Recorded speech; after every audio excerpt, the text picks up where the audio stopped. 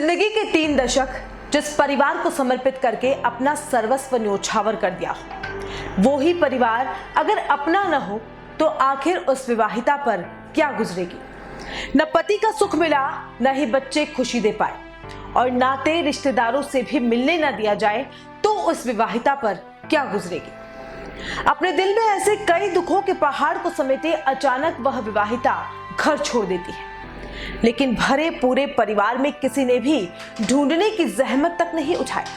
सभी बेफिक्र और निश्चिंत ही रहे। चिंता हुई तो कोसों दूर रहने वाली बेटी और मीलों दूर रहने वाली बहन को, जो पुलिस की चौखट से लेकर सड़क तक दर बदर भटक रही है।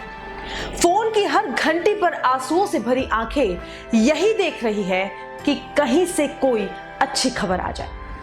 नमस्कार, मैं हूं कृतिका चौबिसा और आप देख रहे हैं हमारा खास कार्यक्रम मददगार। इसमें आज हम बात कर रहे हैं एक ऐसी विवाहिता की जो गत 3 जून से लापता है। मूलतः उत्तर प्रदेश के जौनपुर में रहने वाली सीता पाठक की शादी अजय पाठक से 31 सालों पहले हुई थी। एक नामचीन कंपनी में सुपरवाइजर के पद पर तैनात अजय पाठक कई सालों पहले बांसवाड़ा आ गए और परिवार यहीं पर बस गया। 2 बेटियों और 2 बेटों से भरा पूरा परिवार तो है, लेकिन खुशी नहीं। कलयुग की इस सीता ने काफी कोशिश की, लेकिन अजय कभी राम नहीं बन पाए। बच्चे कभी मां को नहीं समझ पाए। आपको जानकर आश्चर्य होगा कि इन 31 सालों में सीता पाठक अपने पीहर या बहन के घर मात्र 4 बार गई है। कभी उन्हें रिश्तेदारों से मिलने तक नहीं दिया गया।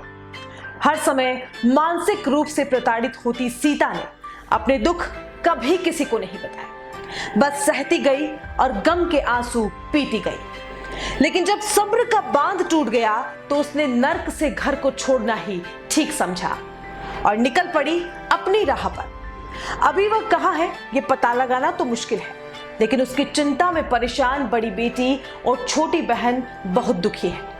उदयपुर न्यूज के कैमरे पर दोनों ने बहुत कुछ कहा, लेकिन उनकी एक ही आस है कि कैसे भी करके एक बार सीता पाठक उनके पास आ जाए। पेश है हमारी खास पेशकश, लौट आओ सीता। यह कहानी है बांसवाड़ा की रहने वाली सीता पाठक की, जिनका बचपन उत्तर प्रदेश के जौनपुर में निकला। इस कहानी के कई किरदार हैं जिनसे सीता का अपनत्व और खून का रिश्ता जुड़ा हुआ है। करीब 31 सालों पहले सीता अपने परिवार को छोड़कर अजय पाठक के साथ 7 फेरों के बंधन में बंध गई। सुनहरे भविष्य की कामना लिए दोनों ने उत्तर प्रदेश छोड़ा और राजस्थान को अपना नया बसेरा बना लिया। पहले भिलवाड़ा के हमीरगढ़ और बाद में बांसवाड़ा आकर परिवार रहने लगा। सीता और अजय के 2 बेटे और 2 बेटियां हैं, लेकिन सीता की अपनी बड़ी बेटी, छोटी बहन और मां ही थी। सीता और अजय के 2 बेटे और 2 बेटियां हैं, लेकिन सीता की अपनी बड़ी बेटी, छोटी बहन और मां ही थी, जिनसे भी सीता के पति कभी बात नहीं करने देते थे। जब भी बातचीत हुई तो घर में कलह तय है। पीहर जाने पर आपत्ति, बहन के घर आने पर आपत्ति, किसी से बात करने पर भी आपत्ति। बड़ी बेटी माला राजौरिया अपनी मां को समझती थी, लेकिन वह भी 3 साल पहले शादी करके उदयपुर आ गई। आपको जानकर आश्चर्य होगा कि इतने संभ्रांत परिवार में रहने वाली सीता पाठक के पास फोन तक नहीं था, जबकि घर के हर सदस्य के पास अपना फोन है। गत 3 जून की सुबह अचानक सीता पाठक घर से निकलती है और कहीं चली जाती है। ये बात सीता पाठक की बड़ी बेटी माला राजौरिया को 5 जून को पता चलती है कि उसकी मां मौसी के यहाँ गई है। बाद में माला बॉम्बे में रहने वाली अपनी मौसी राखी त्रिपाठी को तुरंत फोन कर सीता के बारे में पूछती है, तो पता चलता है कि सीता तो वहां गई ही नहीं। ऐसे में मौसी भांजी के हाथ पांव फूल जाते हैं। 6 जून को माला राजौरिया बांसवाड़ा पहुंचती है और खांदू कॉलोनी थाने में अपनी मां की गुमशुदगी की रिपोर्ट दर्ज करवाती है। लेकिन घर में मौजूद सीता के पति, बेटों और बेटी को कोई भी चिंता नहीं थी। वह तो थाने में जब पहुंचे जब सीता की बहन मुंबई से बांसवाड़ा आ गई। सीता कहाँ है ये किसी को नहीं पता है। पुलिस अपनी कोशिश कर रही है और परेशान बहन और बेटी हर दर पर सीता को ढूंढ रही है। सीता की बेटी एक ही आस लिए उन्हें बुला रही है कि अब वह अपने पिता के पास नहीं रहने देगी। उसके पास ही रखेगी, बस एक बार कैसे भी उसकी माँ लौट आए। मुझे 5 तारीख की शाम को 6 बजे के लमसम मुझे पता चला कि मम्मी मिसिंग है, घर पे नहीं है, वो बॉम्बे चली गई हैं। मैंने फिर तुरंत मौसी से पूछा कि वो बॉम्बे आई हैं क्या, तो उन्होंने मुझे इटली मना कर दिया कि वो यहाँ नहीं आएंगे, वो मिसिंग है। मैंने कहा जी मिसिंग है, 3 दिनों से घर नहीं है और कहा जा रहा है कि आपके पास आई हैं। इन्होंने मना किया। मैंने कहा रुकिए मैं एक बार घर फ़ोन करके पूछती हूँ। फिर मैंने मेरी छोटी सिस्टर उनको फ़ोन किया, उनके फ़ोन में मेरा नंबर ब्लॉक था। मैंने इनके फ़ोन से फ़ोन किया, 2-3 फ़ोन किए तब उन्होंने पिक किया। उनसे मैंने पूछा तो उसने कहा कि हाँ मम्मी 3 दिनों से नहीं है, बॉम्बे चली गई हैं। मैंने कहा मम्मी बॉम्बे नहीं गई हैं, मैंने पूछ लिया है, बॉम्बे गई हैं। पिताजी कह रहे कि मम्मी बॉम्बे गई हैं, वो उसी बात पे थी। मैंने कहा ठीक है रख दो, कुछ खबर नहीं हुई, कोई बात नहीं। कि मैंने मेरे फ्रेंड को भी भेजा घर।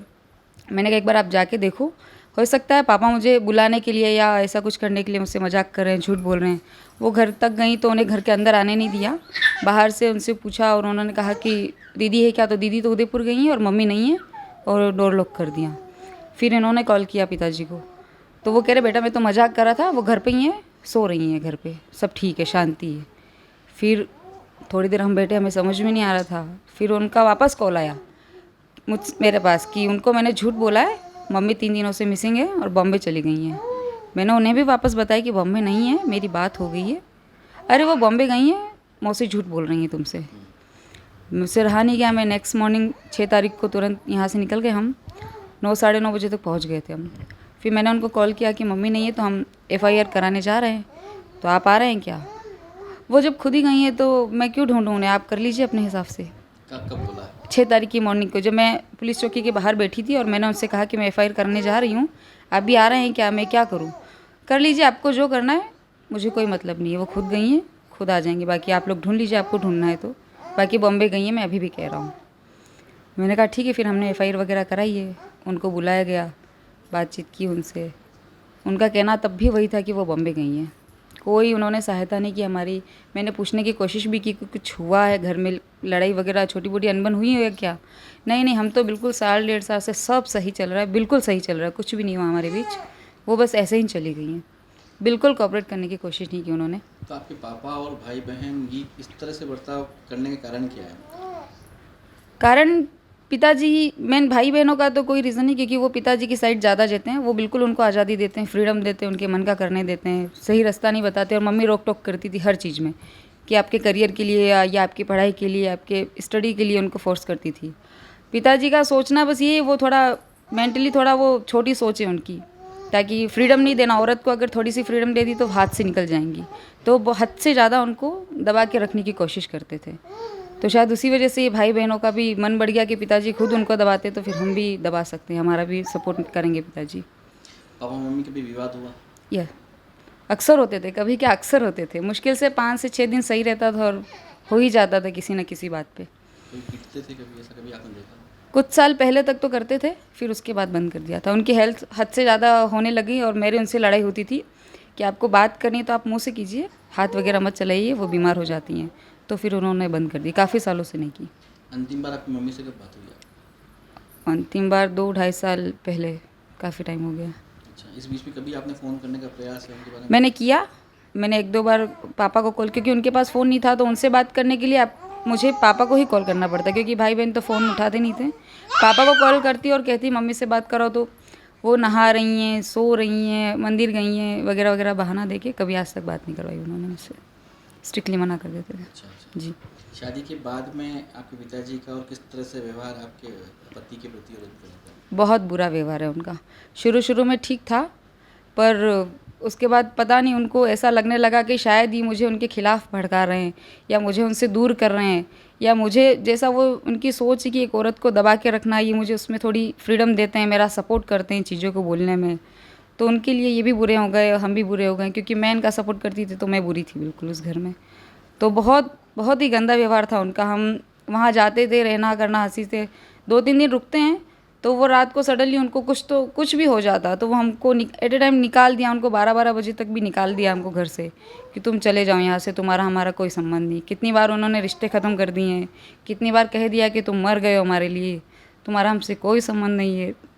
क्या कहना चाहेंगी मम्मी अगर आपको देख रही हैं? मम्मी अगर मुझे देख रही हैं, आप जहाँ भी हो, बस आप मुझसे बात कीजिए, मुझसे फ़ोन कीजिए। आपके पास मेरा नंबर नहीं हो तो हर जगह पैम्पलेट्स मैंने बाँटे हैं आपके नाम के, फ़ोटोज़ के, सोशल मीडिया पे। आप बस मुझसे संपर्क कीजिए। मेरा एड्रेस में मैं आपको बताऊंगी। आप अगर मुझसे पापा से डर रही हैं अगर आप, तो मत डरिए। हम उनके पास नहीं भेजेंगे आपको, वो आपको कभी कोई डांटेंगे नहीं, कोई शिकायत नहीं करेंगे। हम अच्छे से रखेंगे, हम ध्यान रखेंगे आपका, हम जिम्मेदारी लेते हैं। वापस वहाँ आपको उस नर्क में नहीं जाना है। हम रखेंगे, मौसी रखेंगी, नानी रखेंगी, मामा जी हैं वो रखेंगे। आपको इन परेशानियों से वापस नहीं गुजरना पड़ेगा। आपको स्वावलंबी बनना है तो हम आपकी स्वावलंबी बनने में मदद करेंगे। गम की चोटें जख्मों पर फौलाद से ज्यादा क्या होगी?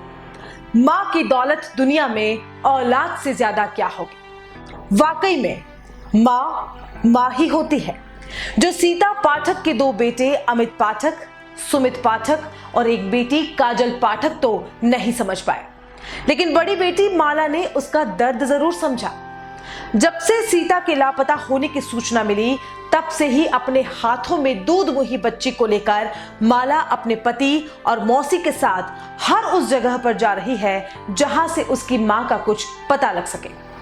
बॉम्बे में काम करने वाली बहन राखी त्रिपाठी भी इन दिनों सब कुछ छोड़कर इसी में लगी है कि कैसे भी करके उनकी बहन एक बार आ जाए। उदयपुर न्यूज के कैमरे पर बात करते करते राखी अपने आप को रोक नहीं पाई और उनकी आंखें छलक ही गई। रूंधे गले से राखी ने सीता को एक ही संदेश देते हुए लौट आने की गुहार की है कि किसी के लिए न सही 85 साल की मां के लिए जरूर आ जाए। मैं आपको अब मेरे पास रख लूंगी, नहीं भेजूंगी उस नरक में। अब 30 साल उनकी शादी को हो गए हैं, 30 साल बाद अचानक वो कहीं चले गए हैं। क्या कहेंगी आप? उनके घर पे किस तरह का रिलेशन था, उनका किस तरह का व्यवहार जो घर वाले करते थे? जैसे आपने बताया 30 साल नहीं 31 साल हो गए थे उसकी शादी को। 31 साल बाद अगर कोई औरत इस तरीके का डिसीज़न लेती है, बचपना तो नहीं होगा, टीनेजर तो नहीं थी वो, 30 साल लगाए हैं उसने, 31 साल लगाए हैं, बेटी की शादी की है, तो कहीं ना कहीं वो बहुत परेशान हो गई होगी इन लोगों से, क्योंकि लोगों का रवैया अच्छा नहीं था उसके प्रति। मेरे जीजा जी का रवैया अच्छा नहीं था उसका प्रति। उसको उन्होंने कभी हाथ तो नहीं उठाया, ये मैंने सुना नहीं कि हाथ उठाया, बट मेंटली इतना उसको दबाया कि वो परेशान हो गई। उसको लगा कि बस अब इससे ज़्यादा और नहीं बर्दाश्त कर सकता, मुझे जाना है। तो आई थिंक मेरे हिसाब से राइट डिसीज़न लिया, बस सिर्फ हमें बता देना चाहिए था, स्पेशली मुझे, आशिकी को या मम्मी को या मनोज दा को बता देना चाहिए था। 31 साल में आपकी कितनी बार बात हुई? आपसे मिलने कितनी बार आई? 2 बार वो मेरे पास बॉम्बे आई थी, मैं बॉम्बे रहती हूँ, तो 2 बार वो मेरे से मिलने बॉम्बे आई थी, और वो भी बड़ी मिन्नत करनी पड़ी थी मेरे जीजा जी की। मतलब कितने दिनों हम कंटिन्यू फ़ोन पे प्लीज़ भेज दीजिए, प्लीज़ भेज दीजिए। और एक बार मैं आशिकी की शादी में आई थी, तब हम 1 दिन या 2 दिन रहे थे साथ में, और उसके बाद फ़ोन पे तो हम हार्डली बात करते थे, क्योंकि जीजा जी कभी फ़ोन पे बात ही नहीं करने देते थे किसी को।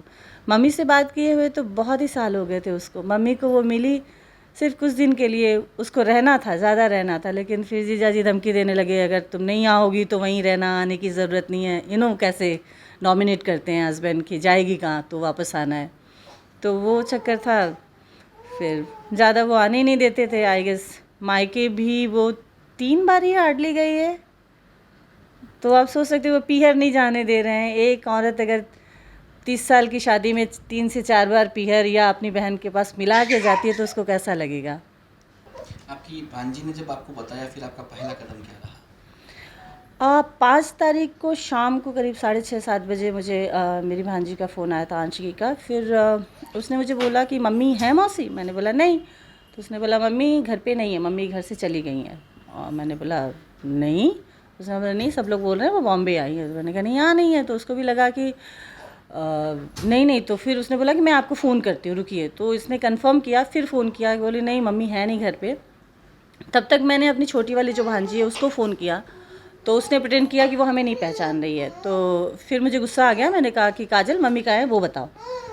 तो उसने फ़ोन काट दिया एज़ यूजुअल जैसे वो करते हैं।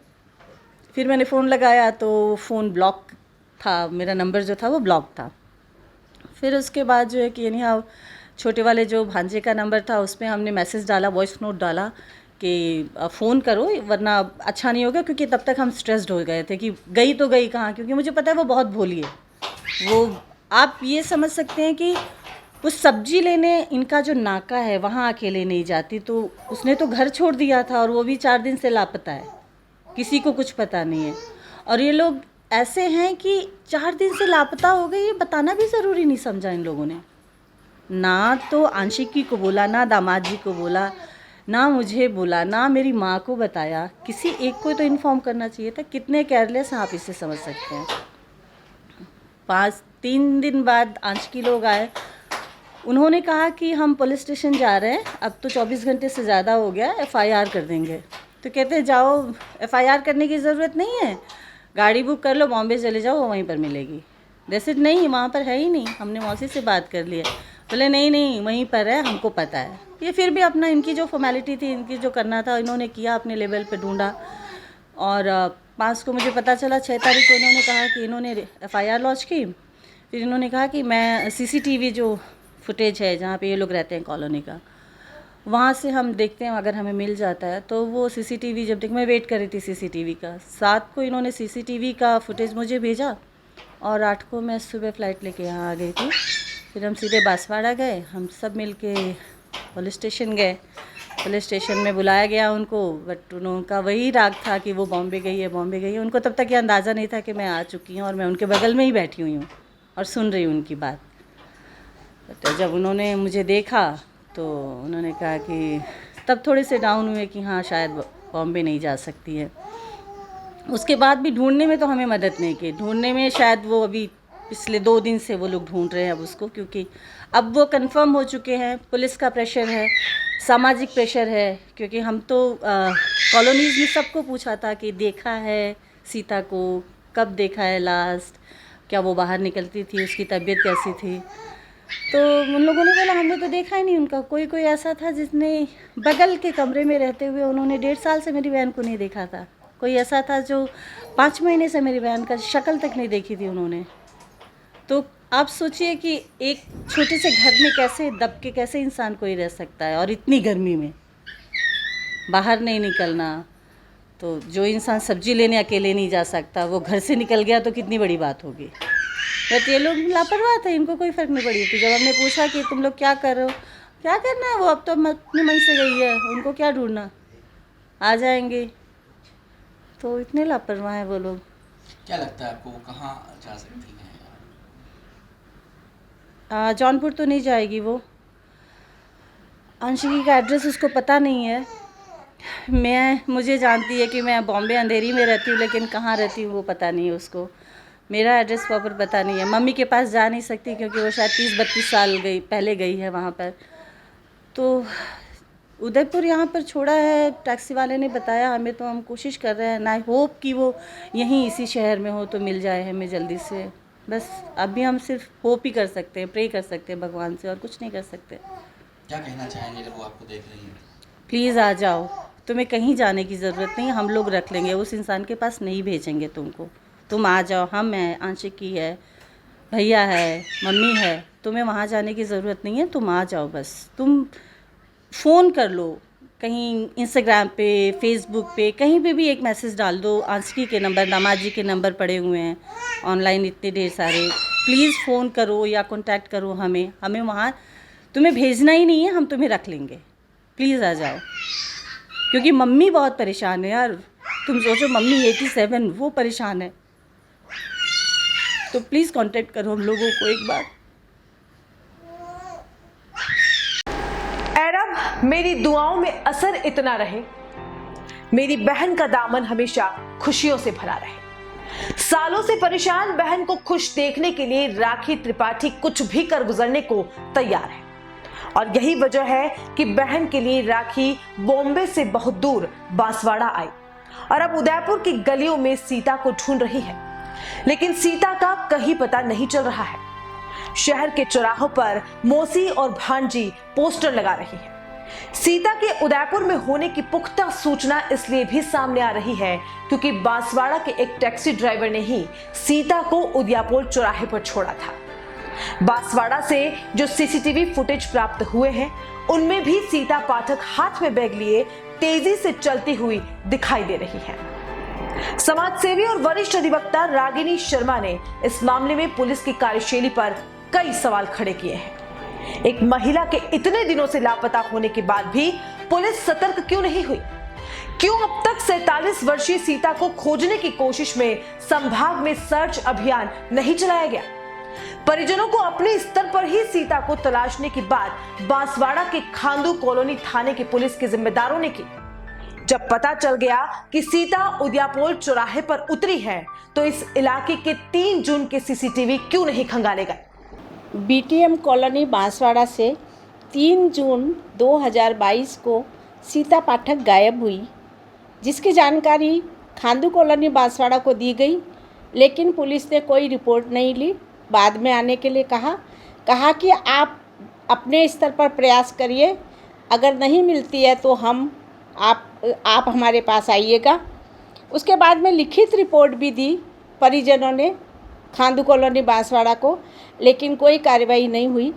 परिजनों ने अपने प्रयास से पता किया कि सीता पाठक 3 जून 2022 को किसी टैक्सी के जरिए उदयपुर उदियापोल तक पहुंची हैं। इस बात की जानकारी भी परिजनों ने पुलिस को दी, लेकिन पुलिस ने अभी तक उदयपुर में उदियापोल के सीसीटीवी कैमरों को भी नहीं खंगाला, न ही उदयपुर पुलिस से ही कांटेक्ट किया। देखिए, 3 जून 2022 से 12 जून 2022 तक बांसवाड़ा जैसे शहर से एक महिला गायब है और उसकी जानकारी पुलिस को नहीं है, न ही पुलिस इस बारे में कोई प्रयास कर रही है। ये एक बहुत ही दुख भरी बात है कि महिलाओं की बात करते हुए, महिला सम्मान की सुरक्षा की बात करते हुए ये पुलिस अधिकारी इस महिला के गुमशुदगी के प्रति बिल्कुल ही लापरवाह हैं और लापरवाही बरत रहे हैं। इनका सारा परिवार दुखी है। इनकी बेटियां, बेटे, बहनें, एक बहन मुंबई से आई है, वो भी रो रही है, वो भी दुखी है, लेकिन पुलिस प्रशासन बांसवाड़ा बिल्कुल भी संवेदनशील नहीं है। सीता पाठक ने प्रताड़ित होकर ही घर छोड़ा होगा। उनकी बहन और बेटी के बयानों से तो ऐसा ही लगता है। कितनी यातनाओं भरी जिंदगी कलयुगी अबला सीता की रही होगी, ये सोचते हुए भी रूह कांप जाती है। सीता पाठक बांसवाड़ा से टैक्सी से रवाना हुई है, जिन्हें उदयपुर में छोड़ा गया है, और उदयपुर वाले तो हमेशा से मददगार रहे। अगर आप में से किसी ने भी सीता पाठक को देखा हो तो उदयपुर न्यूज कार्यालय या स्क्रीन पर चल रहे नंबर्स पर जरूर संपर्क करें, और नहीं भी देखा हो और यह खबर देख रहे हो तो इसको ज्यादा से ज्यादा शेयर करने का प्रयास करें, क्योंकि सोशल मीडिया में जितनी ताकत है वह पुलिस और मीडिया के मुखबिरिया तंत्र में भी नहीं है। और अगर यह खबर सीता पाठक जी देख रही हो तो उनसे हमारी हाथ जोड़कर विनती है कि लौट आए। आपकी 85 वर्षीय माँ काफी परेशान है, बहन और बेटी हर जगह भटक रही है। अब आप अपनी जिंदगी अपने ही हिसाब से जीना। एक बार बस अपनों के पास लौट आओ, बस लौट आओ। नमस्कार। चिट्ठी न कोई